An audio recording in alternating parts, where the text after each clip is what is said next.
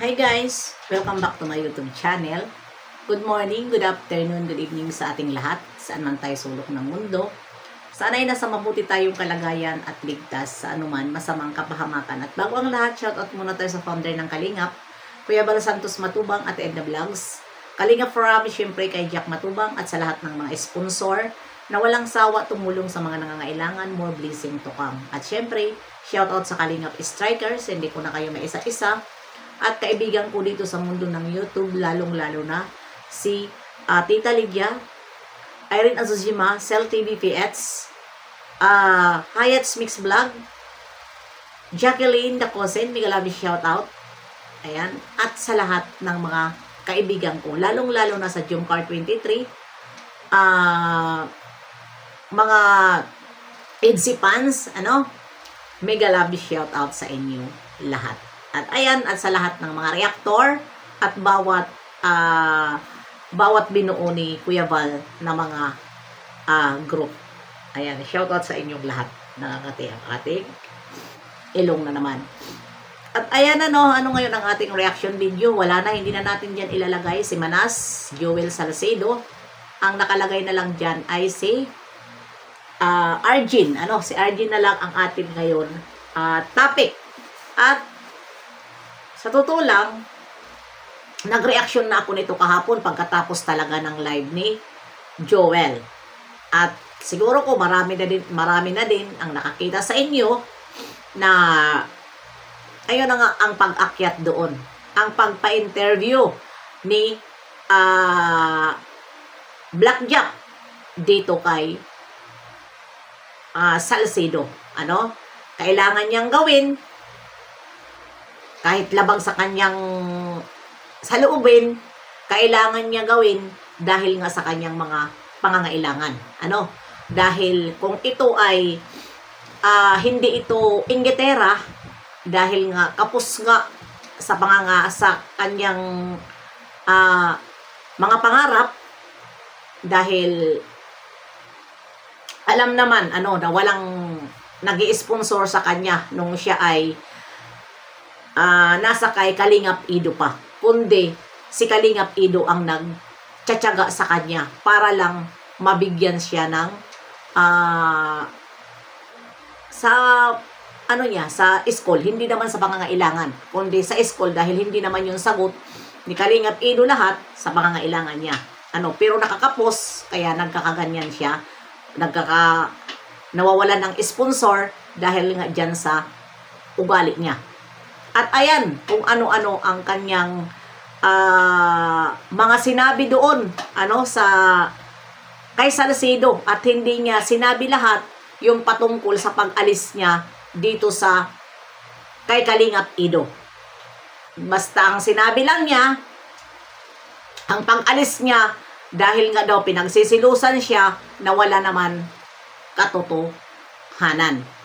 Hindi ganon ang dahilan sa pag-alis mo, Blackjack. Nahiya ka dahil nagdrama ka na ang result mo, wala kang sakit. Yan ang dahilan. At hindi ka nagdadrama kung walang mga event. Diba? Lagi ka nagkakamali lahat sa mga sinasabi mo na patungkol dyan, lagi pinagsisilusan ka. Hindi ganon ang mga paratang sa'yo. Hindi ganon ang mga paratang sa'yo. Ito sa ngayon, kasagsagan ka, binas, dahil sa pag-alis mo ng Kalingap, ay pag-alis mo, hindi ka naman kahit ka lang, hindi ka hawak ni Kalingap Rab, kundi hawak ka ni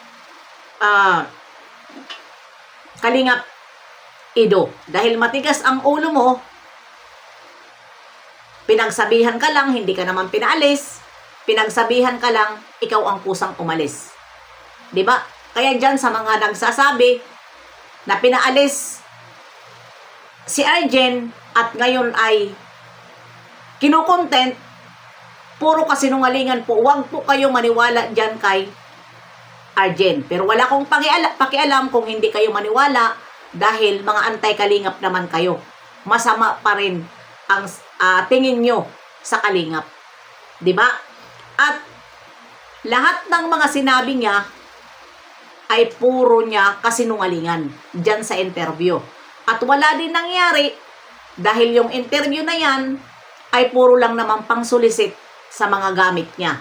Akala ko ba mayayaman kayo? At bakit ba ay kailangan pa ba ipakita ang isang notebook, isang papel, isang ballpen, isang upuan? Kailangan pa ba ipakita?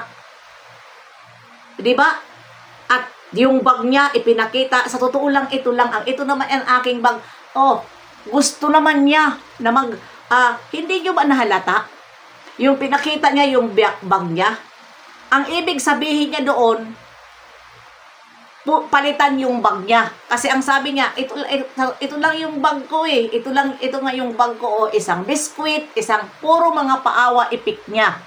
Ano? Ganyan ang tao. Kung talagang tipid ka, hindi mo na kailangan pa ipakita o talagang hindi mo kailangan ang tumutulong sa'yo dahil sabi mo, sponsor ang lumalapit sa'yo.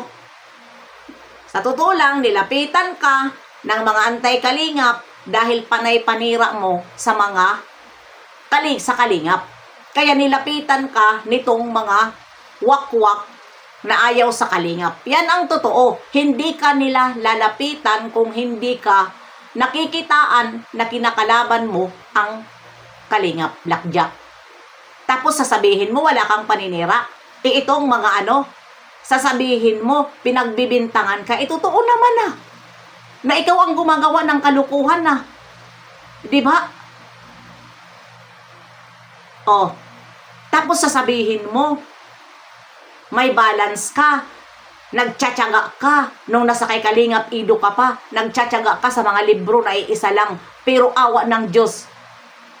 Nakakatawag nito. Nakakapasa ka naman. Oh, nasaan yung mga binibigay sa'yo ni Kalingap Ido at hindi mo binibili ng libro? Oh, tapos sasabihin mo dyan, nagtsatsaga ka sa isang libro na hindi kumpleto ang mga subject. Diba? Yun ang sinabi mo. Puro mo paninira. At sinabi mo pa na inaano ka ni Kuya Val. Nagsumbong ka kay Kalingap Ido na inaano ka. Hindi naman yun pambabas sa'yo ni Kuya Val. Kundi sinasaway ka lang na huwag kang ngawa ng ngawa. Diba? At huwag ka mag-drama. Dahil nung time na yun, nag-drama ka. Nasirang, nagkawatak-watak doon ang event dahil nahimatay ka. Yan lang naman ang sinabi sa'yo ni Kuya Val na wala ka naman sakit at bakit ka nahimatay. Yun lang naman. Totoo naman. Oh. Tapos sisiraan mo si Kuya Val dyan kay Manas.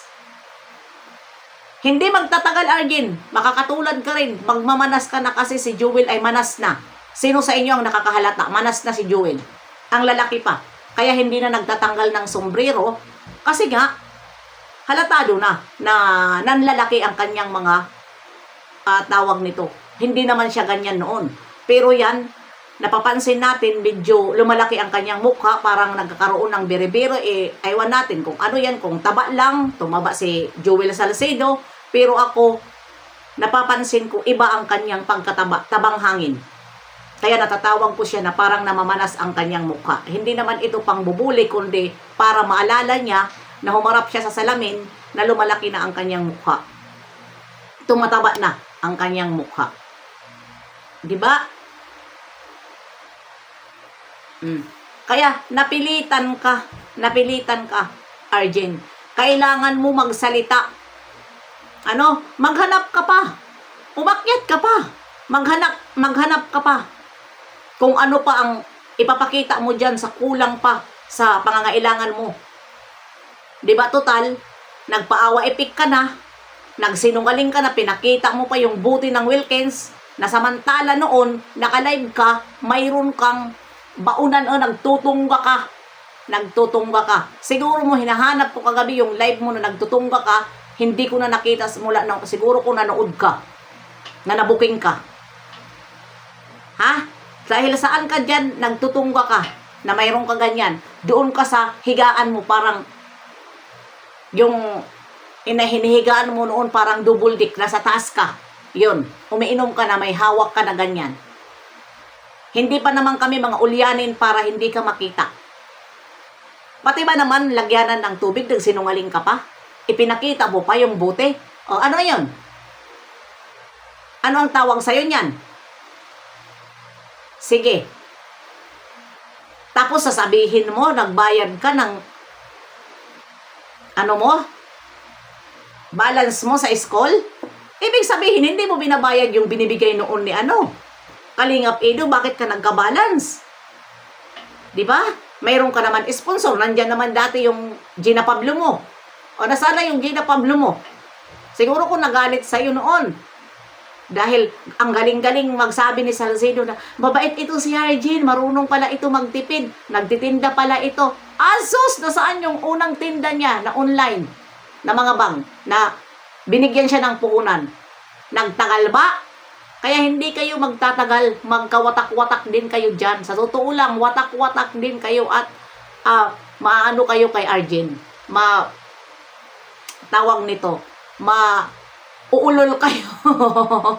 Pag ito ay panay na sa inyo ang hingi. Dahil sabi nyo, habang buhay, hindi nyo binibitiwan. Bakit si Biribiri? Habang buhay ba tinulungan si Mylene? Nasaan na si Mylene ngayon? Di ba sa kampungan dinampot? Akaloy sa Diyos, nag-uupa ng bahay, paiba-iba dahil walang inuupa, pinapaalis ng inuupahan.